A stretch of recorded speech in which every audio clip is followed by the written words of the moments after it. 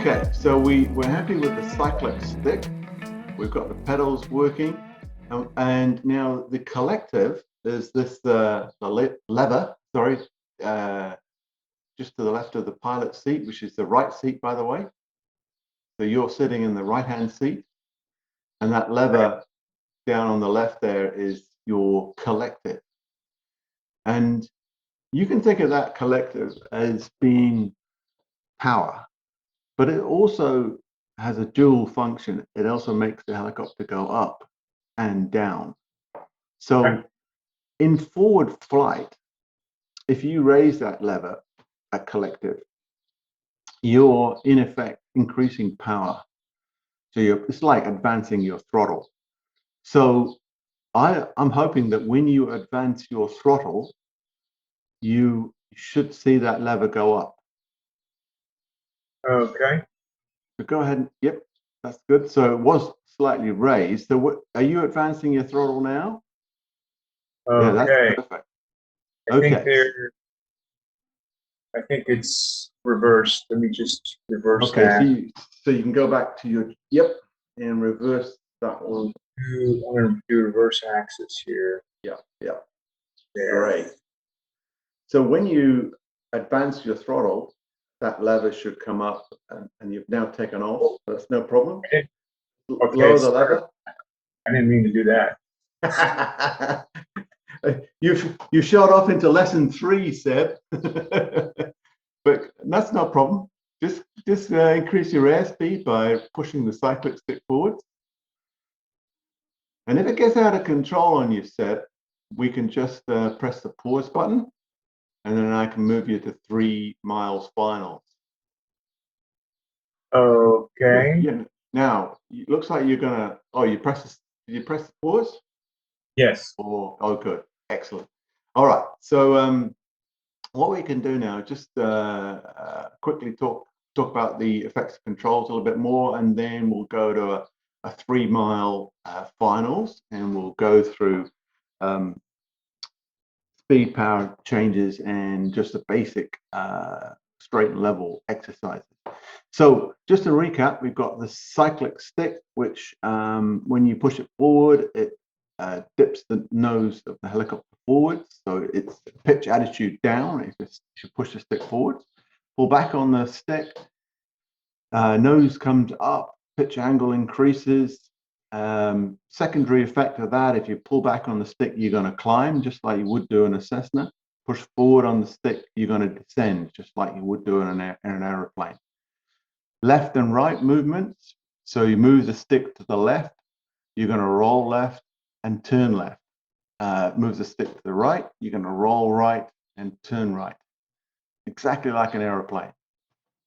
And so that's pretty easy. You'll get that straight away. What we will be doing at this point is we'll be setting a particular power setting. And the power settings in this particular helicopter are set on something called torque. So that's a turbine, a turbine engine terminology for power. So it's kind of equivalent to manifold air pressure. So maximum power is 100% torque, which is equivalent to 26 inches, something like that, in a Cessna. But we won't really worry about that because we'll just increase power or decrease power. We won't worry what the numbers are. And then just lastly, going back to the pedals, in this particular helicopter, I'll try to draw it for you. I'll just enable the drawing tool if you don't mind. If I can. Where's that drawing tool? View, plugin,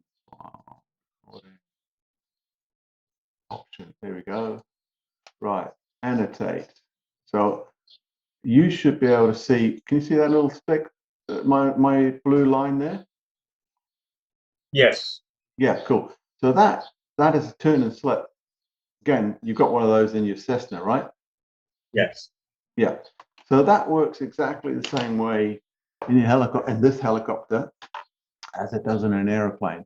In other words, if that ball goes out to the left, you kick it back into the middle. So if the ball goes out to the left, you're going to use the left pedal to kick that ball back into the middle.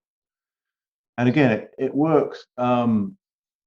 It works exactly like an aeroplane. If you turn left, the ball will go left a little bit. So you're going to need a little bit, a tiny bit of left pedal in the left-hand turn, just like an aeroplane. Okay, so what we'll be doing now then is, instead of starting at 3 miles finals, we'll do what's called a rolling takeoff. So this is a way of getting you airborne without you necessarily being able to hover. So normally in an aircraft with a helicopter with skids, you've got to lift off into the hover before you take off. But the advantage of having an aircraft like the 76 with wheels is that you can do a rolling takeoff, which is what we'll be doing. So, oops, oh, there you are. You actually are. You're on fire. You have moved yourself. Oh, that's interesting. Great. Okay, we've done it. Right. So we're about what? If you zoom in a little bit, you should be able to see your altitude. So unpause yourself, Seb. Okay. So it looks like we've got about 2,000 feet and about what, 80 knots, something like that. Oops. Okay. So just pause yourself again. Okay. Zoom out. Okay, so there we go. I'll just talk you through these instruments while we're here. Can you see my pointer now? I can see an arrow over the airspeed indicator. Right, okay, right, that's good. Okay, so that's the airspeed indicator. So you're doing 120 knots. Exactly like an aeroplane. If you want to decrease your speed, you pull back on the stick, nose goes up, and you'd reduce your airspeed. There's obviously the artificial horizon with the ball underneath it. And here we've got the altimeter showing 1,000 feet, exactly like an aeroplane. This gauge here is that power gauge. And you see it says percentage torque. So what you've got now is got 0 torque, which means that that throttle is completely closed. So you're going to open the throttle and set somewhere around 60% torque. So think of it as being like mid-power range in a Cessna. You go all the way up to 100%, and that's your maximum power. We won't worry about it too much, but you will see that gauge change when you open up your throttle. This one here is quite an interesting gauge. It's called the triple tacho gauge, and it tells you what your engine speeds are, and that's where the number 2 is, and your rotor speed. At the moment, we've got our rotor speed going a little bit faster than our engine speed, which suggests that you're in auto rotation, which is the glide, but those needles will probably join when you unpause. Vertical speed there, and that's a radio altimeter. So those are the only gauges you need to worry about. And what I do when I'm flying in a cockpit is I set up a cockpit so you're just looking at maybe these top 4 instruments. So you want to be looking at, top 6 or 5 instruments, those 3 across the top, and maybe these 2 here. So if you set up your instrument panel when we unpause, so you're just looking at those instruments from there, okay? Good. All right, let's go ahead then and move the stick forwards. So you're just pushing the stick forwards. Okay. And applying a bit of power. So you're pushing the throttle forwards and cyclic forwards. There we go, it's starting to move. So cyclic forwards, hold the heading with the pedals, just go to the left of that hanger. Oh, I think you've taken off. There we go, great. So forward on the stick, Seb. Forward on the stick, a bit more power, more forward on the stick. Keep moving that stick forwards, there we go. So you're accelerating a little bit, that's good. More forward on the stick. And you can see the airspeed increasing, so more forward on the stick. And what you'll see as you push that stick forward, you see the gap between the horizon and the top of the instrument panel increases. So that gap increases there, and you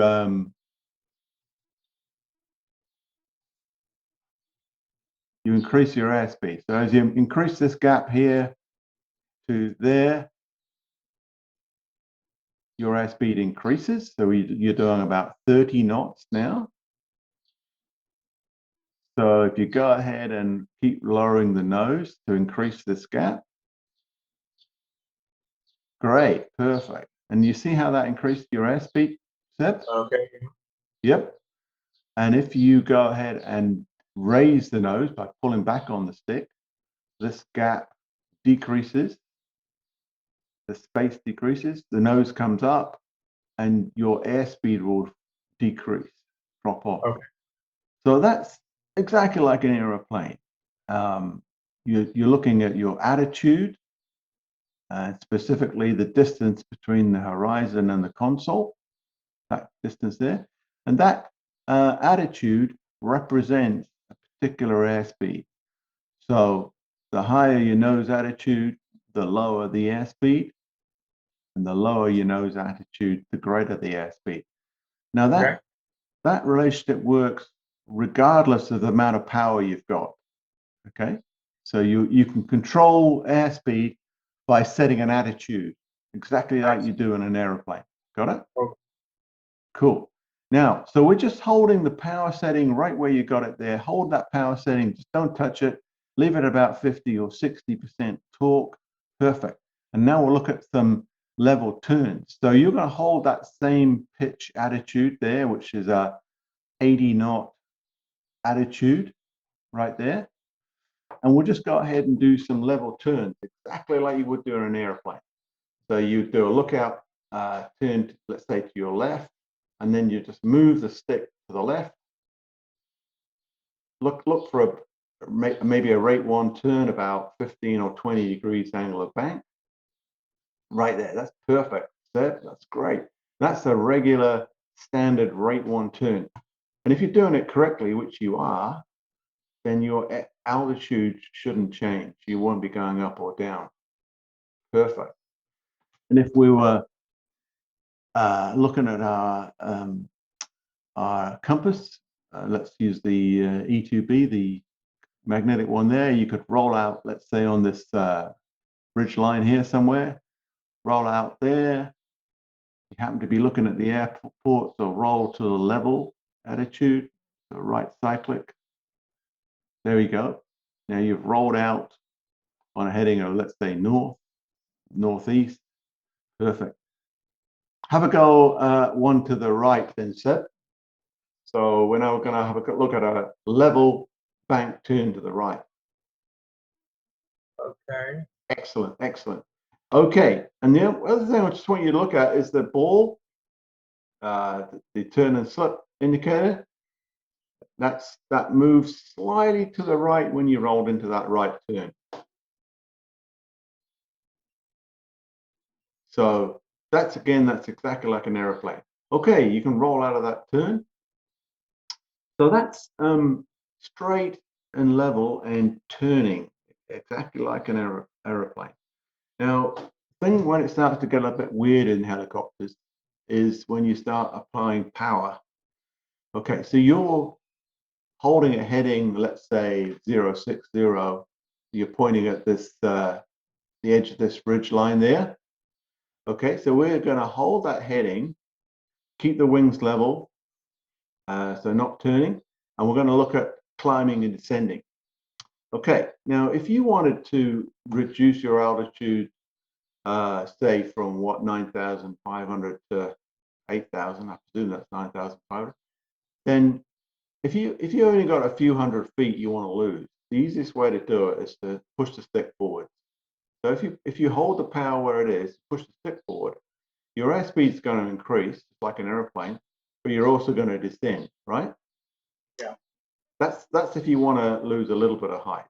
Okay, come back to the level again, so raise the nose. Good. Now if you wanted to climb a bit, just like you're doing there, perfect. Then your airspeed is going to drop off a bit and you're going to climb. And that is how helicopters or helicopter pilots make small height adjustments just by using the stick and not touching the power. But I'll just talk you through big altitude changes. Now, if you're going to make a big altitude change, you would, let's say, reduce your power from, let's say, 50% that you've got now down to, let's say, 20% torque. Now, before you do it, I'll just tell you that in a real helicopter, a bunch of weird things happen. Because when you reduce power in a helicopter, the first thing happens is it yaws. In other words, you lower the power and the nose will yaw to the right. So you compensate that by putting in a little bit of left pedal. The other thing that happens in a helicopter when you reduce power is it rolls a little bit as well. But no worries, you just control the roll with left or right cyclic. And the third thing that happens when you make power changes is the pitch attitude changes. It probably won't change an awful lot in X-plane on the S-76 because they haven't quite got the characteristics of helicopter set up accurately. But when you lower power, you will notice that the nose tends to drop a little bit. No problem. If the nose drops, you just adjust your attitude for the speed that you want, exactly as you would do for normal. Okay, so let's go ahead, hold that heading and reduce your power. So close your throttle. You've got about 40% torque, right down to, let's say, 20% torque. So a little bit more. Okay. Did you notice the nose drop there, Mike? That's Seb. Sorry for calling you Mike. Seb, did you notice the nose drop? Yep. Cool. So of course your airspeed will increase. So you're just going to adjust that airspeed so you could raise the nose with the cyclic.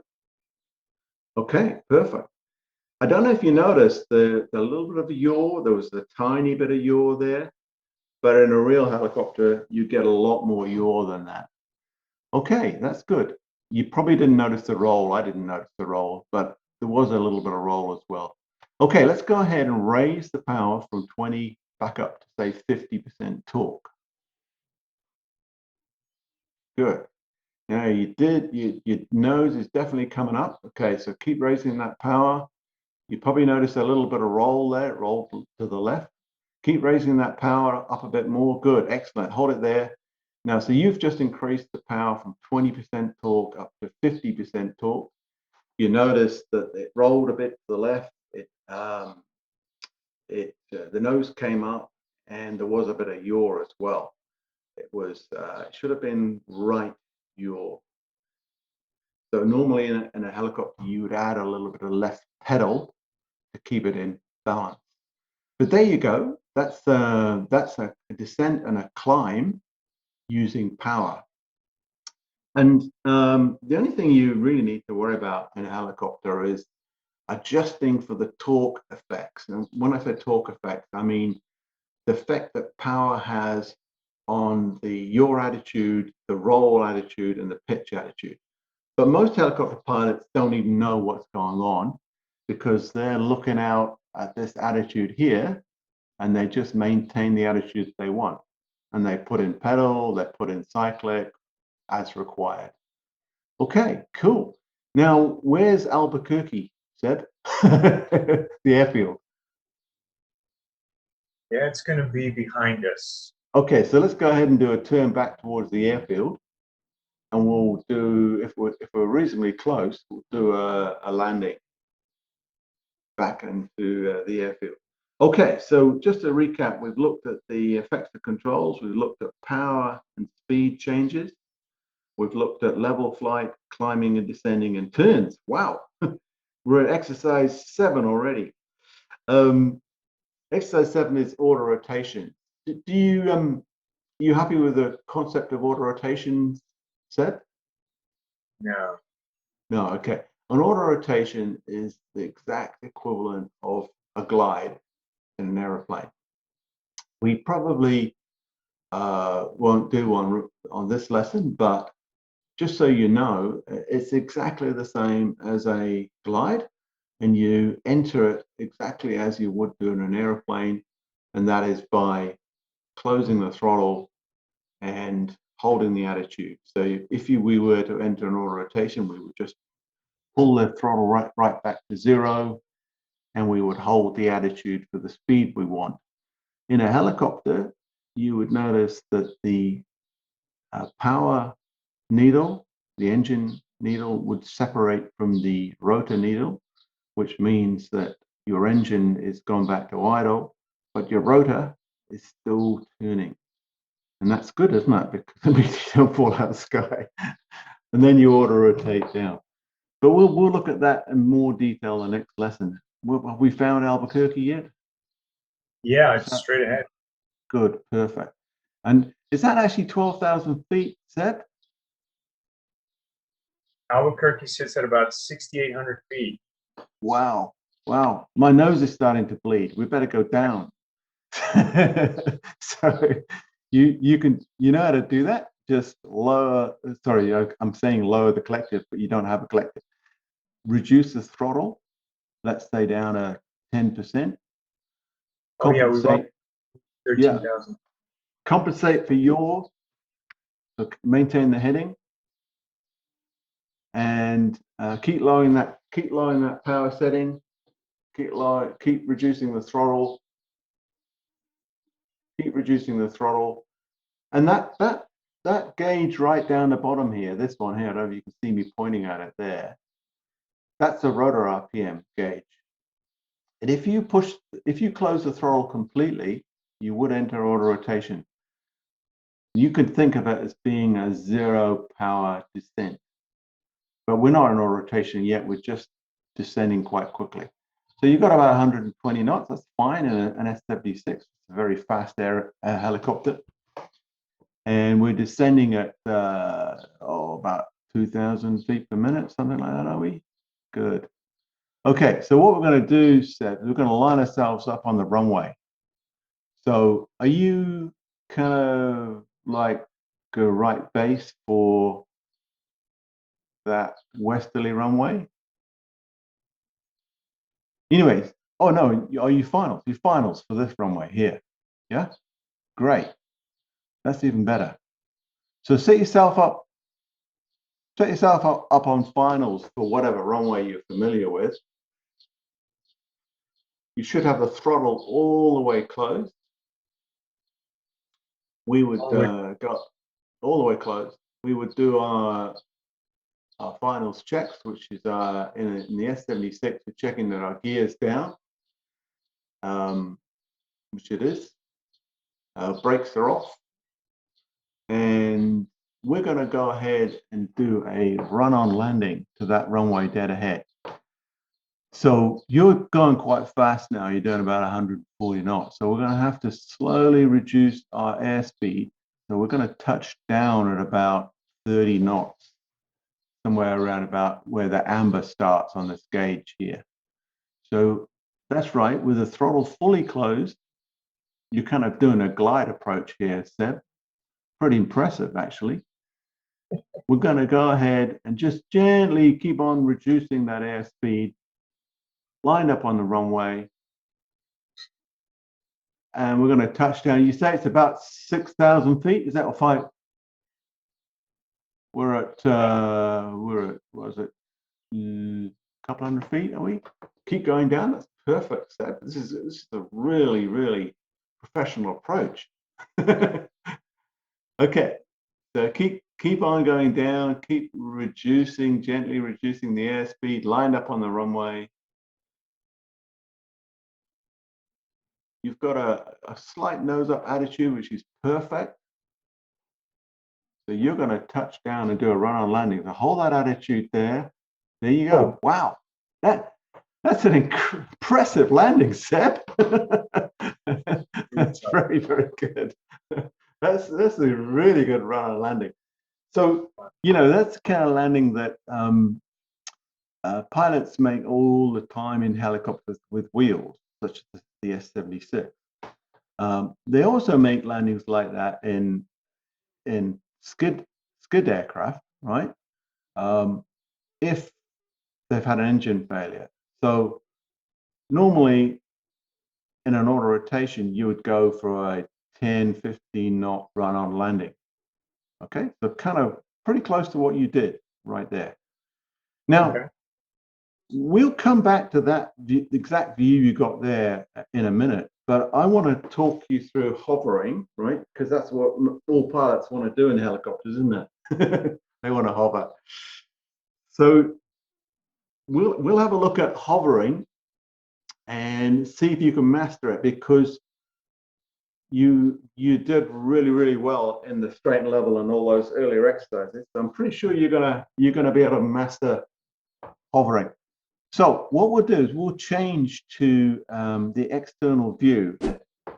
Now, this may look counterintuitive, but in my experience, it's the best way to learn to hover in a flight simulator before you go back to the cockpit view.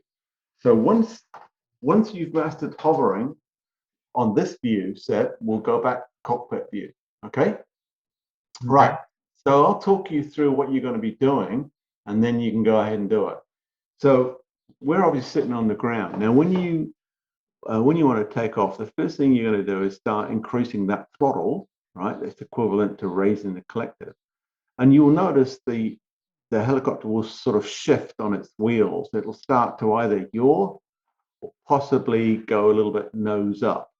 Now, that point there where it starts to shift, the wheels start to shift, or the nose starts to come up, is called light on skids. Now, you don't have skids, you've got wheels, but you'll hear me talk about light on skids. So what it means is that you're nearly at the takeoff point. You're close to the takeoff point. And if you were to raise the collective or increase the throttle a bit more, you would come off the ground. Now, the reason why that light on skids is so important is it enables you to compensate for all the factors that are going on. Right there, you see one of them, which is it rolls. Close the throttle again. You see how it rolled to the right? Yeah. And it also yawed. Now, at the light on skids point, it enables you to correct for that rolling sensation that you had. In this case, you had a little bit of roll to the right. And it also enables you to compensate for the yaw. And it also enables you to compensate for the pitch, i.e. nose up, nose down. And if you've compensated for the nose up, nose down, left, right, and pedals correctly, when you go ahead and increase the throttle a little bit more, you will come up to a perfect hover. Okay. Now, most people could do that, and they can hover for a few seconds, and then the helicopter starts to move excessively. No worries. All you can do is just lower or reduce the throttle a bit more, and you'll land. So go ahead and do that. Right. So there you are. You're yawing. So put left pedal in to stop the yaw. Good. Increase the power a bit more. See it rolling. So left cyclic. Okay. And then raise the collective. Open the throttle a bit more.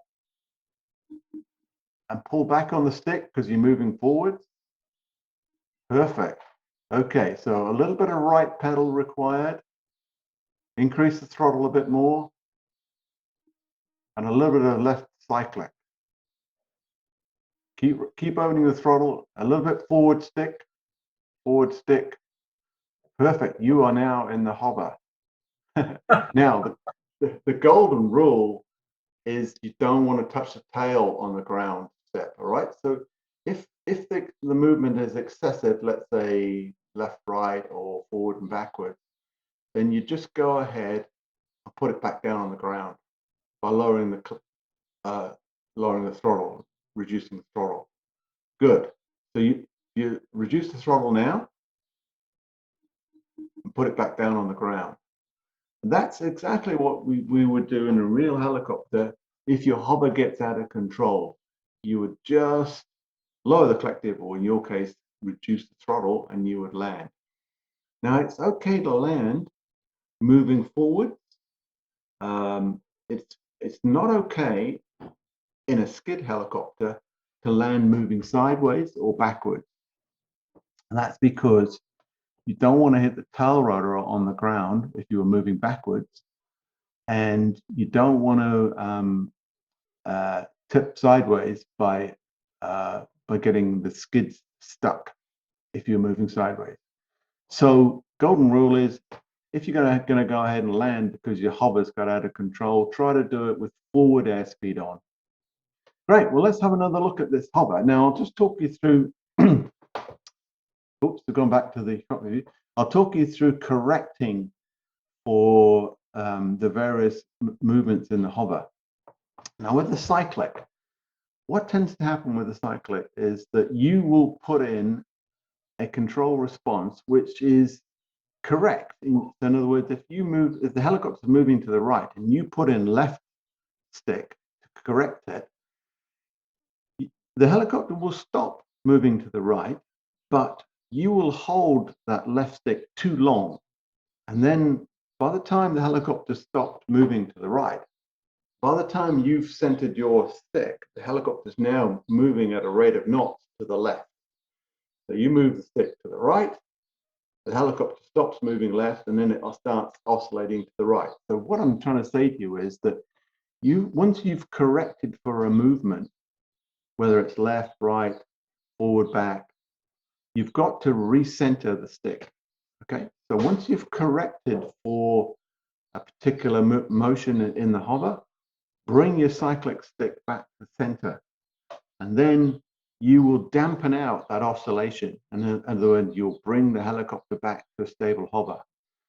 So this time, when we lift off, we'll go to the light on skid stage, correct for any yaw, correct for any roll, lift off into the hover, and then try to maintain your heading with the pedals. In this case, we're going to be looking at this taxiway here, dead ahead. That's with your pedals. Maintain your height with the, oh, here's a 172. That must be you, Seb. Maintain your height with the throttle. Doesn't matter how high you are, but and then we'll concentrate on the effect of the cyclic stick, which controls left, right, forward, and back. Okay, so there you were, light on skids. So keep increasing the throttle. A little bit of left pedal. Okay, left cyclic, good. And now a bit more throttle, bit aft cyclic, back on the stick that stops you moving forwards. Okay, and now up into the hover by increasing the throttle. Way to go, Seb. Fantastic. Okay, so the S-76 does hover slightly nose up. So you're in a slight nose up attitude there. Now, when you notice that it's oscillating, let's say it's moving to the right, you correct for the movement to the right by moving the stick to the left. And once the helicopter stops moving right, center the stick. So in effect, you're getting ahead of the aircraft. You're centering the stick before the helicopter stopped moving in the opposite direction. And that will deaden out the oscillation. Good. So you've got a little bit of right movement there. So you counter that with left cyclic. And once it's stopped moving to the right, you center the stick.